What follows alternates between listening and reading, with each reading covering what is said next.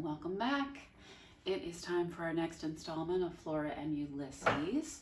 So when we left off, Flora had gone to get help from Tootie and William Spiver because her mother had kidnapped the squirrel, Ulysses.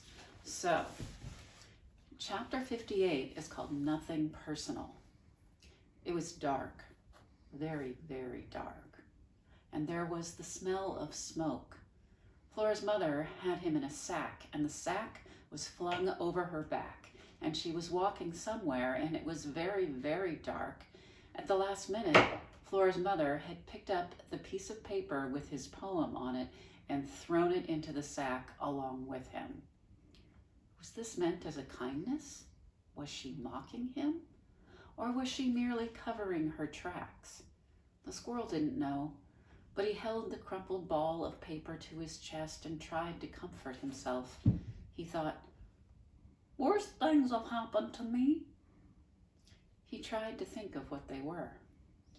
There was the time the pickup truck had run over his tail. That had hurt very much. There was also the incident with the BB gun and the teddy bear and the garden hose, the slingshot, the bow, and rubber arrow. But everything that had happened before paled in comparison to this because there was so much more to lose now. Flora and her round and lovable head, cheese puffs, poetry, giant donuts.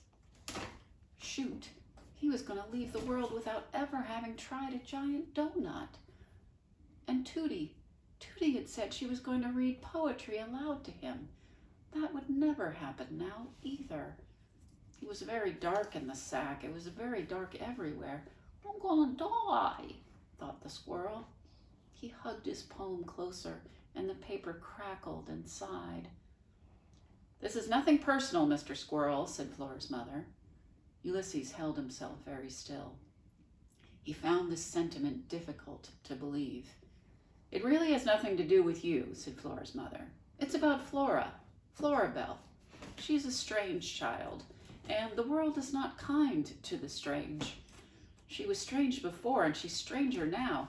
Now she is walking around with a squirrel on her shoulder, talking to a squirrel, talking to a typing, flying squirrel. Not good at all." Was Flora strange? He supposed so. But what was wrong with that? She was strange in a good way. She was strange in a lovable way. Her heart was so big. It was capacious, just like George Buckman's heart. "Do you know what I want?" said Flora's mother. Ulysses couldn't imagine. "I want things to be normal. I want a daughter who is happy. I want her to have friends who aren't squirrels. I don't want her to end up unloved and all alone in the world. But it doesn't matter, does it?" "It does matter," thought Ulysses. "It's time to do what needs to be done," said Flora's mother. She stopped walking. Uh-oh, thought Ulysses. This part is really interesting because it does give you a little insight into what Flora's mother is thinking and why she does the things she does, because it's really easy to not like Flora's mother. But you can see she does have some positive or some loving motivation behind what she's doing. Okay. Chapter 59, Destination Unknown. Tootie was driving, if that's what you wanted to call it. She didn't have her hands at 10 o'clock and 2. She didn't have a hand at any o'clock. Basically, Tootie drove with one finger on the wheel. Flora's father would have been appalled. They were in the front seat, all four of them. Tootie, Marianne, Flora, and William Spiver. They were speeding down the road. It was alarming and exhilarating to be going so fast.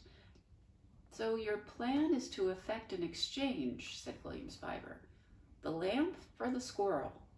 "Yes," said Flora. "But, and please correct me if I'm wrong, we have no idea where the squirrel and your mother are?" Flora hated the phrase, "correct me if I'm wrong." In her experience, people only said it when they knew they were right. "Ulysses!" Tootie shouted out her open window. "Ulysses!" Flora could see the squirrel's name. Ulysses flying out of the car and into the night. A single beautiful word that was immediately swallowed up by the wind and the darkness. Her heart clenched. Why hadn't she told the squirrel she loved him? Here's an illustration of those guys in the car. Okay. I hate to be the voice of reason, said William Spiver. Don't be then, said Flora. But here we are, speeding down the road, and we are speeding, aren't we, Great Aunt Tootie? Surely we are exceeding the posted speed limit. I don't see a posted speed limit, said Tootie. She hollered Ulysses' name again. In any case, said William Spiver, it seems that we are going extremely fast, and we are speeding where exactly? We don't know. We are en route to an unknown destination, calling out the name of a missing squirrel all the while. It doesn't seem one bit rational. Well, what's your idea, said Flora. What's your plan? We should try to think where your mother would have taken him. We should be logical, methodical, scientific. Ulysses, shouted Tootie. Ulysses, screamed Flora. Saying his name won't make him appear, said William Spiver. But saying William Spiver's name over and over had made him appear. This, Flora knew, from Terrible Things Can Happen to You, was magical thinking, or mental causation. According to Terrible Things, it was a dangerous way to think. It was dangerous to allow yourself to believe that what you said directly influenced the universe. But sometimes it did, didn't it? Do not hope, Flora thought. But she couldn't help it. She did hope. She was hoping. She had been hoping all along. Ulysses, she shouted. The car slowed down. What now, said William Spiver. Have we spotted something squirrel-related? Tootie used a single finger to steer the car to the side of the road. Let me guess, said William Spiver as they coasted to a stop. We've run out of gas. We've run out of gas, said Tootie. Oh, the symbolism, said William Spiver. Why, Flora wondered, had she ever thought that William Spiver would be able to help her? Why had she thought of him as her safe port in a storm? Was it because he had held her stupid hand in a stupid dream? Or was it because he never shut up and she couldn't give up on the idea that he might actually say something at some point that was meaningful, helpful? Talk about magical thinking. Where are we? Flora said to Tootie. I'm not entirely certain, said Tootie. Great, said William Spiver. We're lost. Not that we knew where we were going to begin with. We'll have to walk, said Tootie. Obviously, said William Spiver, but walk where? Chapter 60 is called He Was Ulysses. They were in the woods. He could tell by the smell of pine resin in the trees and the sound of pine needles crunching underfoot. Also, there was the powerful, extremely pervasive scent of raccoon. Raccoons owned the night, and raccoons were truly terrifying creatures, more brutal even than cats.